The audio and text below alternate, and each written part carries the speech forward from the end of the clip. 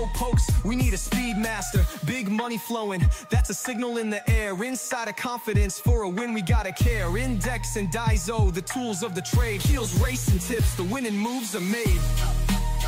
Heels, racing tips. What's up mga boss? Welcome to Kel Racing Tips. Ayan, ibigay naman tayo ng giya para sa araw ng Munggo, May 23, 2025. Mga bato mag-ingoy! Yung DJ, huli kayo na naman, di ba? Kumusta na po ang pangarera nyo ng ang araw ng Wednesday? Ayan, nag-handle po tayo. Nagbigay pa ng 87,000 kung ako magkakamali or 81. Di ba? Wala lang tayong baling rikit. Di ba? Kasi nga, ang labo talaga, hindi ko talaga siya malubos, maisip na mananalo yun eh. Diba? Kasi dadaan muna ako kay Top Romance, dadaan muna ako sa entry number 1 bago ko talaga makuha yung baling rikit na yun eh. Diba? Pero sa bigay ng Daso, merong 115.2 yata o 0.4. Pero sa index naman, wala akong nakita na gano'n na meron siyang 115 eh. Kaya nakapokus ako kay Malibu Princess eh. Kaya sabi ko, patok na to, diba? Ang Malibu Princess, Malibu Bell. Nahilo na ako. Anyways, meron tayong karera, araw ng Munggo, May 23, 2025, Pilracom Rating Base Handicapping System Race Summer Racing Festival. No bearing races pa rin po ito. Alright? So, patumpik-tumpik pa. Nga pala, shoutout nga pala sa ating kaibigan sa niya, pakipollow niya post, pakilike ng page niya, si Manoy Auto Supply. Ayan, natatagpuan sa Banawe. Ang may-ari po niyan, si Black Superman Mark Angelo Alvarez, ang ating buting hinete ng Binelot AU, ng Sherbet Fountain. Ayan. Manoy Auto Supply, may po yung munting business nila, yung mga auto supply dyan. Kung may kayong mga car parts na hinahanap, ayan, puntahan nyo lang po at makipagkwentuhan na rin kayo mga bata mag-ingoy. Yan, alright. So let's go to race number 1. Race number 1, meron tayong 3-year-old and above maiden race, placers po ito. So dito, wala nang patumpik-tumpik pa. Entry number 11 na si Royal Salute. Diba? Tapos sasamahan ko siya ng Gentleman's Best for Protection. Tapos meron tayong dihado rito na wala sa KT, entry number 8 na si Giselle's Touch. Yan, maganda po yung tinakbo niya nakaraan yan. Hindi dahil susuluhin ko sa race number 3 si Baby Hublot na maseda. Kayo pa rin na masusunod mga boss ha. Pwede nyo kuwain lahat ng gusto nyo dyan. Maiden po ito, placers pa. Alright? So dito, gusto ko itong Giselle's Touch, tapusin. Diba? Tapos lagyan nyo po ng confidence game. Ayan. So Royal Salute tayo dyan, Gentleman's Bell, pwede lang dalawang yan. Mag single fight lang yung dalawang yan, pero sasamahan ko lang siya ng Giselle's Touch tsaka confidence game sa akin bakasan. Alright? Race 2 na mga boss, let's go. Dito sa race 2, meron tayong class 5, 6 to 10 split. Ayan. Meron tayong 8 kalahok, 1,200 meters ang kanilang tatakbuhan. Siyempre, wala nang patumpik-tumpik pa. Entry number 6 na si Douglas Pierre.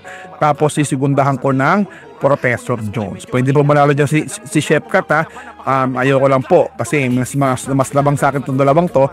Kasi kailangan ko talagang magtipid, gawa ng napakahirap ng karera sa race 4 eh. Kasi alos tayo pang all talaga eh.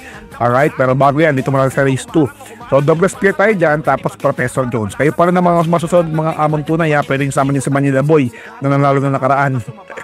Ang galing, diba? Pero yung sabi si Chef Cat, diba? Alright, kayo pala naman susunod. Let's go to race number 3. Race number 3, ito na po ang tanong ko lang. Bakit 1,400 to? 6 lang sila. Sa mga makakasagot dyan, pakicomment lang po kung bakit ganon. Bakit, diba, pag 8 lang ang rules eh. Pag 8, 1,200. Ito 6, 1,400. Dahil ba group 6, pag group 6 na, talagang 1,400, hindi sila pwede mag 1,200. Nakasagot po kung bakit po ganyan yan.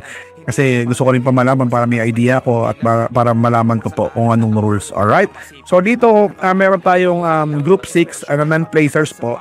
So susuluhin ko po itong si Bait-in Hublot. Ayan, ang kalaban lang po niya dito si Beyond Compare.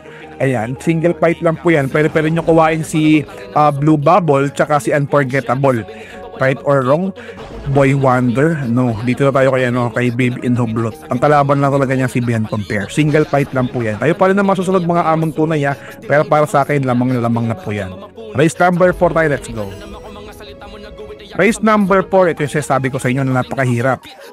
Class 4, 22 to 27 split. Napakahirap po ng karerang to.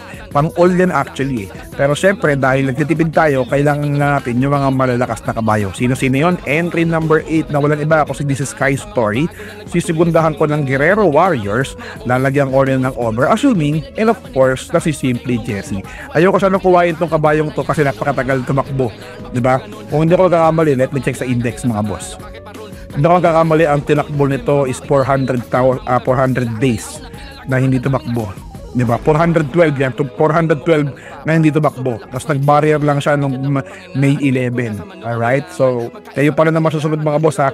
Pwede nyo kuhain niya si Rocking Bell, si Sea-Rise, Golden Charger. Kayo pala na masusunod mga boss.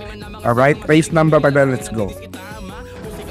Dito sa race number 5, meron tayong 6 to 10 split class 5 division. Meron tayong 8 runners, 1,200 meters lang po tatakbuhan yan ha.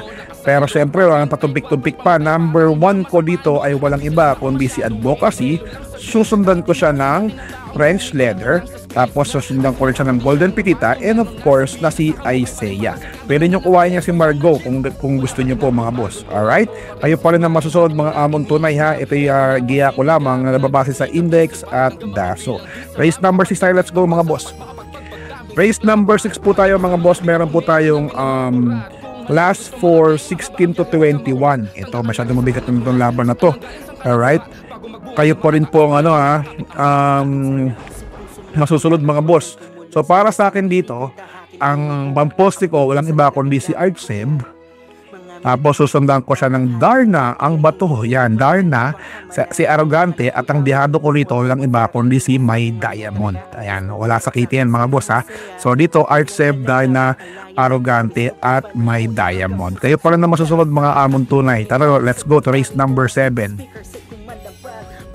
Race number 7, paratingan na po ng inyong winner take all, pick 6, pick 5, pick 4, DD1, extra double, double. Ayan ha. So dito, meron tayong 8 runners, 1,200 lang po dito, 5 split lang po ito, placers pa. Kaya napaka to. Pero para sa akin, lamang na po dito si Marquis Angel, lamang na rin po si Barek na, at lamang na rin po si Sinag. Tatlo lang po tayo dyan mga boss. Marquis, Barek na, at saka Sinag. Pwede nyo sama si Himanchi kung gugustuhin nyo. Nasa sa inyo pa rin yan mga boss ha. Kung trip nyo, sundin nyo kung ano na sa puso nyo. Gaya na lagi ko sinasabi, ito yung giya ko lamang na nababase po sa index at daso. Alright? So that's all about it. Kita-kits ulit tayo sa araw ng Sabado. So it's your boy, Kiel Ramaisky, saying I love you all. Bye! What's something people don't know about horse racing? It's not just luck, it's strategy, skill, and insider tips. Welcome to Kiel's Horse Racing Tips. Here, we're not just spectators, we're winners. Whether you're a seasoned punter or a racing rookie, Kiel's got you covered. Catch glimpses of Kiel breaking down the stats, reviewing the races, and giving you the thumbs up on the best bets. With Kiel's expertise, you'll be making your way to the winner's circle in no time. So saddle up and join the excitement. Hit that subscribe button now for exclusive tips and insights. Ride with us to the winner's circle. Subscribe now for winning insights.